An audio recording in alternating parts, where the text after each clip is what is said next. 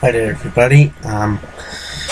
What's been going on? I decided to make this a little, just simple video on my very little World War II collection. As you probably noticed in one of my videos I was posting on my channel that I own an M3 trench knife.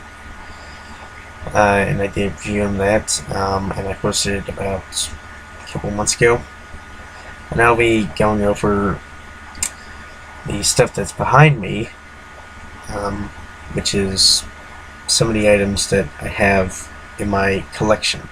Now, it's a very small collection, and some of these items aren't original. Some of them are, but most of them are reproductions. So, yeah, I can't really find too many originals, but reproductions decent and very cost effective. So here we go. First, start off with one of the original items that I have is this 1944 dated British pistol holster. I don't know how well you're going to see this. The markings are a little faded, and I'm sorry for this being in backwards because my laptop camera does this weird thing. But anyway, it says 1944. You can see very clearly there. And yeah, it's a very nice holster. It's made out of basically canvas, I believe, and on the back there are these little steel loops which allow you to put it on a belt, and these allow you to have it hang off an ammo pouch that's on the belt. And you have a little brass button there which keeps it in place. This can hold either the Webway revolver or the Browning high-powered Colt 1911, and this is in a RAF blue and grayish kind of color, so this means this has probably been Blanicoed or dyed this color, which means it was made specifically for the RAF, the Royal Air Force, which did its part during the invasion of Normandy and Operation Market Garden throughout World War II. Anyway, the next original thing that I have is this gas mask bag. This is also British. This is for the leather style gas mask. I forget the name of it. I'll post in the description. But this is for a British gas mask, and it's for the later type that was introduced in 1943. The earlier ones were similar to this, except this bag was in green. It was much wider, and instead of the mask having a filter on the mask and the facepiece being made of rubber with larger eye holes and a much larger filter, the mask was either canvas or rubber, and it had a tube, and the tube went to a canister, and the canister contained a filter, and you would breathe through it, and there was holes in the bag so that the canister would remain in the bag, and the bag would either be by your side or in front of your chest. Anyway, moving on.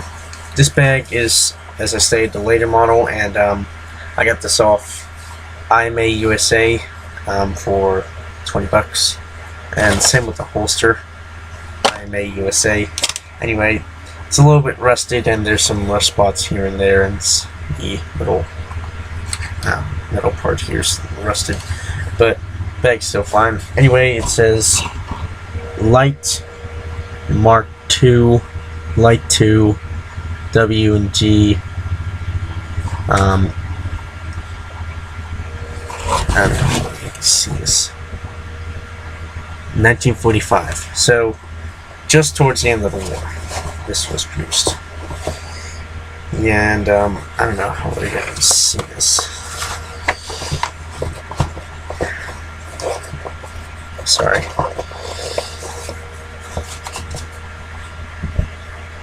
And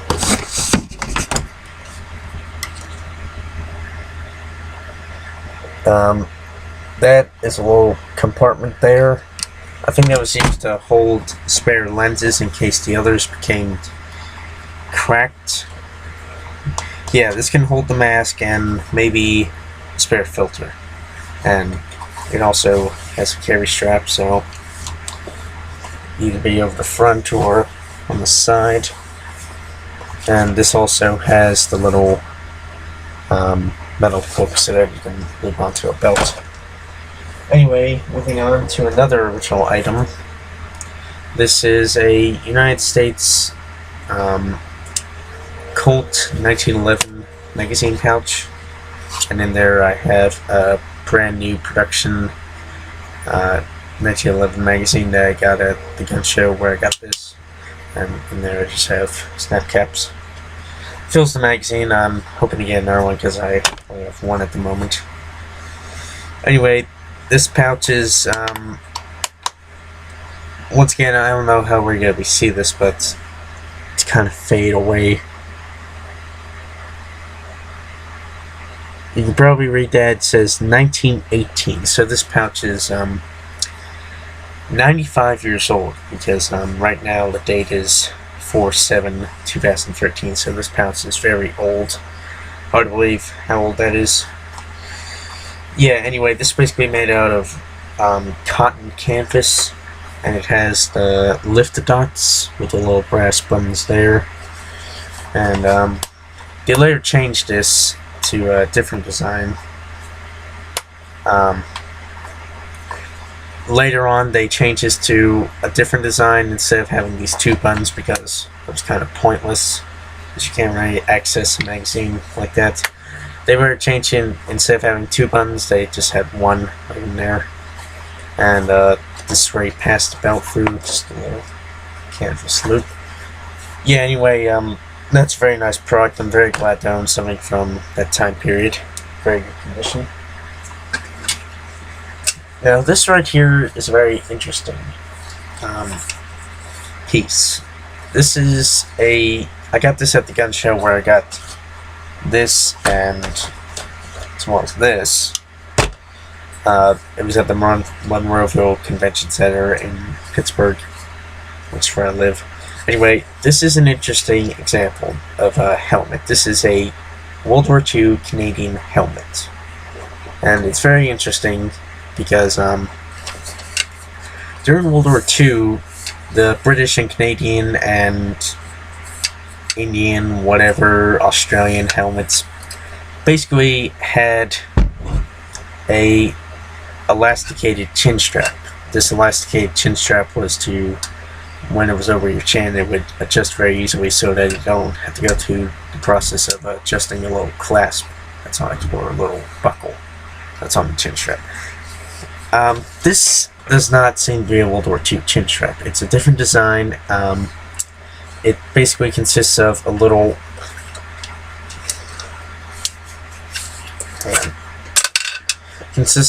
claw like that with these bent edges so that they fit inside of this little buckle. I think this might be based off a United States M1 helmet chin strap buckle, but it's just a little bit different, and I'm not sure what this is exactly. It could be Korean, it could be Vietnam, I don't know. But another difference is the fact that not only the buckle, but also this clasp. I'm sure this was common during World War II, but yeah. Another interesting thing is that the chin strap bales, they were normally during World War I, they were swivel bales, and they were held in with split pins. Then in World War II, they were held in rivets, and these look to be stamped on. These are United States. These look to be United States. In fact, they are United States M1 helmet chin strap bales. These are the later type because the original ones were fixed bales, then they had D bales, and then they have swivel bales, which is what these are. And yeah, that's pretty much it. And I think this might actually be Vietnam, if I'm not mistaken, because these things that hold the that hold the chin strap onto the bales. These are clips, and I think these might actually be Vietnam era. And I think this might actually be either Korean or Vietnam. I don't know. If anyone knows, please leave in the comments and tell me. But this might be recycled Brody helmets, because that's what the British and Canadian and Australians tend to do. They recycled it and put it back into service. Moving on. This is one thing that I got at the Monroeville gun show. They had a bunch of guns there and some militaria. This is a replica of a United States M1916 holster. This was used throughout World War I and also World War II and Korea and Vietnam. Anyway, it's a very nice holster. It's made out of leather. It has a nice brown color to it, and it has two options of being put on the belt. You can either pass a belt through here for the loop, or you could pass a belt through here and some little holes on the belt.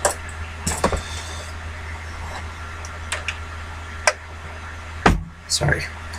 Yeah, anyway, then it just, when you open it up, it has the bare leather skin on it, and it's a flap style holster, so it protects the pistol and also retains it.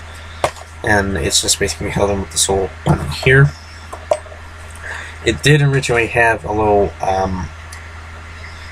leg strap here, but my dog got to it and chewed it up. So yeah, that's a reproduction product. And over here, I have these two British World War II ammo pouches. These, my dad bought these for me on What Price Glory, and these are very nice reproduction pouches. They're made out of canvas, and they have the little brass button there, and these little brass loops so that you can loop them through some suspenders. And on the back, there's of course the brass hooks so that you could attach to a belt. These are meant to hold Bren gun magazines, which were the light machine gun magazines for the Bren gun during World War II. Light machine gun. Yeah, so you would keep two Bren gun magazines in one pouch, and in the other pouch you would simply hold your 303 rounds on 5-round strip clips, Mills bombs, stun gun magazines, Thompson magazines, whatever you were carrying could go in these pouches. Except for personal gear, because that would go in the pack. And just to keep these pouches from getting crushed, I have VHS tapes in there. So yeah, these pouches are quite nice. I hope to be finishing this set of a British Tommy would have. Yeah, I'll set those there. Speaking of pouches, I also purchased these two Lanfield 303 stripper cups. Now, these are very good stripper clips, and yeah, there are several ways of loading these. For instance, the first method is basically having them be in sort of a staircase pattern, which means one round is like that, then the other round is like that, and then the other round is like that. The reason for that is because the cartridge was rimmed so that the extractor on the bolt of the rifle could get a good grip on it, but that could cause jams, and so that's why they had developed these stripper clips and the method of loading them. Anyway, like I said, one of them is the staircase pattern, where one is on top and the other one is on top of the other, and so forth. The other method is just the standard method of loading them. One is all the way to the bottom part of the stripper clip, then one is just above, being held on one part of the rim, then so forth. Made out of steel, and I think these are original, being that they're a bit worn down, and yeah. Next thing that I have is a pineapple grenade. This I also bought at the Mournful gun show. I think this might actually be a real pineapple grenade, but it has a more modern head and lever or spoon. The reason I can tell that is because during World War II, it was just basically the only safety feature on the grenade was the pin and the amount of your finger or hand around the spoon.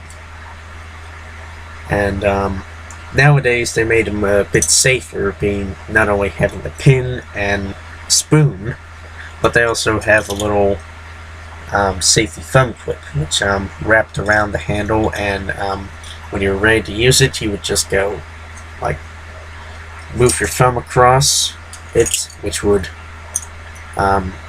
remove it. And the reason I can tell that is because there's a little claw there, which is where a wire would pass through for the thumb clip to go. And obviously these are not real grenades because there's ultra advanced. Anyway, moving on. This is probably one of my favorites and very brutal. This is my replica of a US 1918 knuckle knife. As you probably know, that brass knuckles are illegal to carry and were very common. This combines both fighting knife and a pair of brass knuckles. You have brass knuckles here, which access the handle, and you have a very short blade. It's about 7 inches long. And this is clearly not a real replica, because a real one would be in a bit more bad condition, and the paint wouldn't be chipping off as easily as mine, and it wouldn't say stainless steel China on it. So yeah, I really like this knife. It's a very good knife. And this you may have seen in my previous video.